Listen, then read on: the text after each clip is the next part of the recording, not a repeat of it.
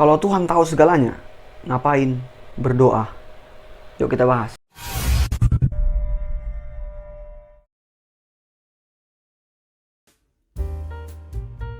Hai, selamat datang di Biblians.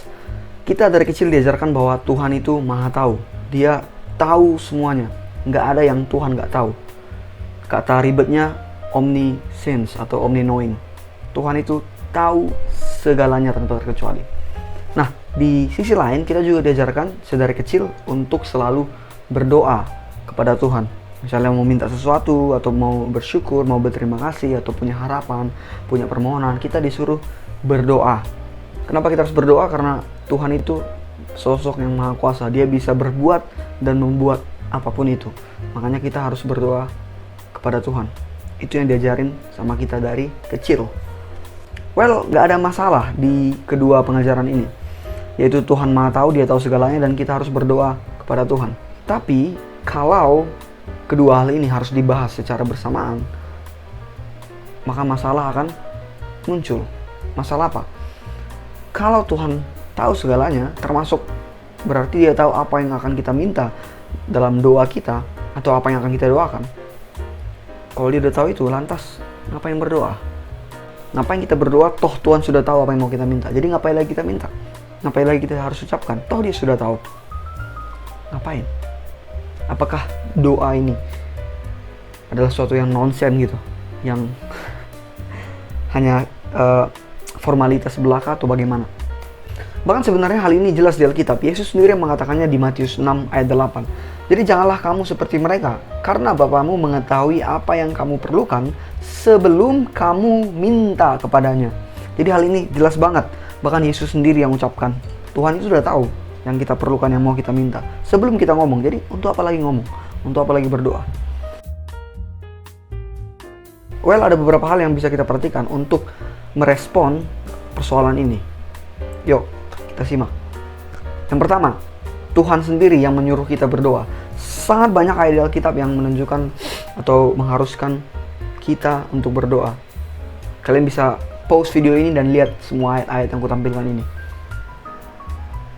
Bahkan bukan cuma menyuruh, tapi Yesus sendiri menjadi teladan dalam berdoa. Dia sering berdoa, banyak ayat yang mencatat bahwa Dia berdoa, Dia berkomunikasi dengan Bapanya, yang menunjukkan hubungan mereka yang amat-amat dekat. Jadi karena Tuhan sendiri yang nyuruh dan memberi teladan, maka kita harus lakukan. Sesederhana itu. Yang kedua, kalau kita punya persoalan atau topik ini di dalam pikiran kita, yaitu soal kalau Tuhan tahu ngapain berdoa, dan kita merenungkan, dan kita merenung untuk dapat jawabannya, atau dapat setidaknya respon yang tepat untuk topik ini gitu, itu nggak apa-apa, itu nggak masalah, karena itu juga yang ada di pikiranku. Tapi yang jadi masalah kalau kita sudah menghidupi konsep ini, dalam arti kita sudah nggak mau lagi berdoa, karena kita berkesimpulan, kita membulatkan pikiran, ngapain lagi berdoa, toh Tuhan sudah tahu semua. Dan akhirnya karena konsep itu di otak kita, akhirnya kita hidupi itu yang bahaya. Tapi kalau sekedar kita hanya memikirkannya dan merenungkan jawabannya atau mencari jawabannya, itu no problem, karena itu yang kita lakukan sekarang gitu. Tapi kalau sempat ada dari kita yang sudah menghidupi itu, fatal sekali. Kenapa aku bilang fatal? Karena ini mengasumsikan bahwa kita hanya menganggap doa sebagai sarana untuk meminta sesuatu, atau sarana supaya kita dapat sesuatu dari Tuhan. Jadi karena Tuhan udah tahu apa yang mau kita minta, maka gak usah kita capek-capek mengucapkannya lagi atau memintanya lagi, karena toh Dia udah tahu. Dan ini adalah masalah serius. Karena gak ada bedanya kita dengan anak kecil yang menganggap Santa Claus adalah sosok yang pasti memberikan apa yang dia mau di hari Natal. Jadi kita hanya menganggap Tuhan sebagai yang seperti itu, sosok yang mau dan harus memberi apa yang kita minta. Dan lebih parah, kita menjadikan Tuhan sebagai sosok yang harus mau memenuhi kemauan kita, si pemenuh kemauan kita. Kalau kita minta, Dia harus turuti. Kalau kita minta, Dia harus kasih sesuai yang kita minta. Sadar gak sadar kita menjadikan diri kita sendiri bos, dan Tuhan adalah pesuruh kita, budak kita, orang-orang yang kita suruh, dan Dia harus melakukan apa yang kita minta. Kita harus buang konsep ini. Kita harus buang pola hidup seperti ini, atau pola pikir seperti ini. Karena ini hanya menunjukkan bahwa kita nggak punya hubungan yang benar-benar dekat, dan tidak punya hubungan yang benar dengan Tuhan. Kalau kita sudah punya hubungan yang dekat dan benar dengan Tuhan kita, maka kita tidak lagi berpikir atau kita tidak akan berpikir bahwa doa adalah sekedar sarana untuk meminta sesuatu dan Tuhan harus turuti. Dan karena dia udah tahu, jadi nggak usah lagi kita minta. Kita akan naik level dari menganggap doa sebagai hal yang seperti itu menjadi sesuatu momen atau sesuatu media untuk berkomunikasi, untuk ngobrol hangat dengan dia, dengan Tuhan. Karena dia itu Tuhan kita dan kita ini umatnya, kita anak-anaknya. Dia Bapa kita. Harusnya ada komunikasi yang intens, yang hangat, yang dekat antara kedua oknum ini, yaitu Tuhan dan kita. Ini sama dengan hubungan kita dan orang tua kita. Adakah di antara kita yang menganggap orang tua kita sebagai sosok yang harus mau menuruti apa yang kita minta? Kita minta A, dia harus ngasih. Adakah kita yang begitu? Kalau ada yang begitu, berarti kita nggak menganggap orang tua kita sebagai orang tua kita, tapi sebagai pesuruh atau budak atau babu yang harus mau yang menuruti semua permintaan kita. Berbeda kalau kita hidup dengan memandang orang tua kita sebagai sosok yang dekat dengan kita, yang harus kita kasih juga, harus kita hormati dan harus kita patuhi, kita taati. Maka kalaupun kita meminta sesuatu dari mereka, itu bukan karena mereka itu pesuruh kita, tapi karena ada hubungan yang dekat antara kita dan orang tua kita. Jadi itu hal wajar untuk meminta pertolongan atau minta permohonan kepada orang tua kita tadi. Terus kalau kita sudah memiliki pemahaman ini, maka kita tidak lagi mempertanyakan kalau Tuhan tahu ngapain repot-repot berdoa. Karena kita nggak lagi memandang doa hanya sebagai sarana atau media untuk meminta sesuatu dan Tuhan harus menuruti itu. Kita nggak lagi memandang begitu, melainkan kita memandang doa sebagai momen atau saat-saat di mana kita bisa ngobrol dengan Dia, dengan Bapa kita, dengan Tuhan. Itu hal yang sangat indah. Dan kalaupun kita minta sesuatu dalam doa kita kepada Tuhan, itu karena kita sedang curhat, menyerahkan hidup. Kita menaruh hidup kita kepada Dia, menaruh pengharapan kita kepadanya, dan berserah diri kepadanya secara penuh karena kita tahu kita ini miliknya dan harus hidup sesuai dengan kehendak Dia. Yang ketiga, udah aku singgung tadi di Matius 6 ayat 8. Yesus berkata, karena Bapamu mengetahui apa yang kamu perlukan sebelum kamu minta kepadanya. Tapi yang menarik dan yang agak janggal adalah ayat atau kalimat berikutnya. Dikatakan, karena itu berdoalah demikian.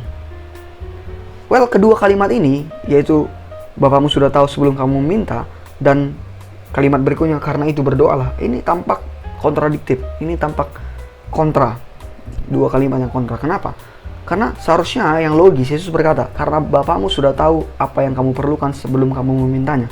Karena itu, gak usah berdoa. Harusnya yang logis begitu, seperti yang kita pikirkan, seperti yang logika kita pikirkan. Tapi kita harus soroti di sini. Kenapa Yesus justru bilang, Bapamu sudah tahu sebelum kamu memintanya. Karena itu berdoalah. Kenapa malah dibilang karena itu berdoalah? Kenapa nggak dibilang gak usah berdoa, toh Bapamu sudah tahu? Kenapa begitu? Karena Tuhan itu maha tahu, Dia tahu segalanya, dan kita nggak. Banyak hal yang nggak kita tahu, termasuk bahkan keperluan, kebutuhan, ataupun mana yang terbaik untuk diri kita. Kita kadang atau bahkan sering nggak tahu dengan hal itu. Bahkan permintaan kita kepada Tuhan tak jarang itu justru bisa membawa dampak yang buruk bagi kita kalau itu terwujud, kalau itu terjadi. Karena kita nggak tahu outcome-nya bagaimana. Yang kita tahu hanya minta yang kita suka atau yang kita kehendaki. Kita nggak tahu apakah itu yang terbaik, ataupun kita nggak tahu apakah itu akan memberikan outcome yang bagaimana. Sedangkan kepada orang lain, semisal mungkin orang tua kita atau saudara kita atau teman, kita sering meminta pertolongan atau meminta permohonan atau meminta sesuatu hal. Padahal mereka bukan orang atau bukan sosok yang maha tahu. Mereka nggak tahu segalanya, tapi kita mau minta tolong atau minta permohonan kepada mereka. Nah, apalagi seharusnya kepada Tuhan yang tahu segalanya.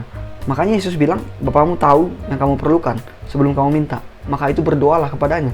Bukan dibilang, maka itu gak usah berdoa, toh Dia sudah tahu. Yesus nggak bilang begitu. Dia justru bilang, berdoalah.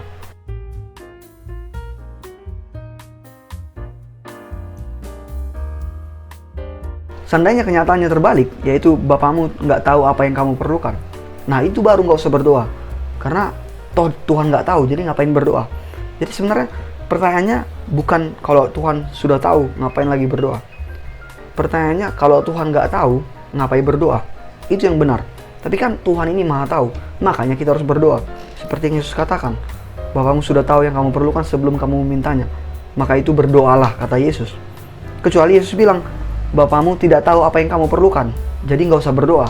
Ngapain berdoa sama sosok yang nggak tahu apa-apa, yang yang tidak lebih tahu dari kita gitu. Ngapain gitu? Itu baru nonsen kalau kita berdoa kepada sosok yang nggak tahu apa keperluan kita gitu. Itu nonsen, bullshit, itu omong kosong banget. Serius, itu nggak guna. Kalau Tuhan nggak tahu apa yang kita perlukan, kalau Tuhan nggak tahu yang terbaik untuk kita, nggak usah berdoa, nggak usah lagi beribadah, nggak usah lagi berdoa. Untuk apa gitu? Itu nggak ada bedanya sama minta tolong sama orang asing, karena dia nggak tahu apa yang kita perlukan. Jadi kalau Tuhan nggak tahu, nggak usah berdoa. Jadi karena Tuhan tahulah apa yang kita perlukan, apa yang terbaik untuk kita, makanya kita harus berdoa kepada Tuhan. Kecuali tadi sebaliknya, kalau dia nggak tahu apa-apa yang kita perlukan, baru nggak usah berdoa. Nah, karena kemauan kita sering justru membawa outcome buruk untuk kita, karena itu hanya mengikuti hawa nafsu kita, maka kita harus berdoa kepada Tuhan, karena dia yang tahu, dia yang lebih tahu apa yang kita perlukan dan apa yang terbaik bagi kita. Dengan berdoa, kita itu sedang memohon agar kehendak, pikiran, keinginan kita diselaraskan dengan kehendak Tuhan. Bukan dengan kita berdoa berarti kita mau menyelaraskan atau mau menyuruh Tuhan ngikutin kemauan kita. Itu sebenarnya konsep yang terbalik. Jadi berdoa bukan supaya Tuhan ngikuti kita, tapi supaya kita ngikuti kehendak Tuhan dalam perjalanan hidup kita ini. Jadi intinya kita yang merubah pikiran kita, kehendak kita dalam doa kita, bukan supaya Tuhan berubah dari kehendaknya atau kemauannya dalam untuk hidup kita. Jangan kebalik-balik.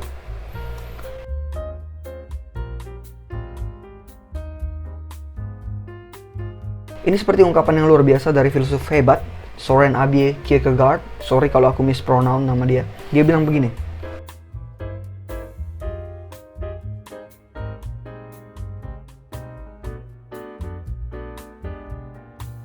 jadi itulah jawaban atau dasar yang bisa kita pegang kenapa kita harus berdoa.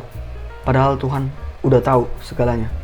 Itu aja untuk video ini. Sampai ketemu di video lain di seri Berpikir ala Ateis.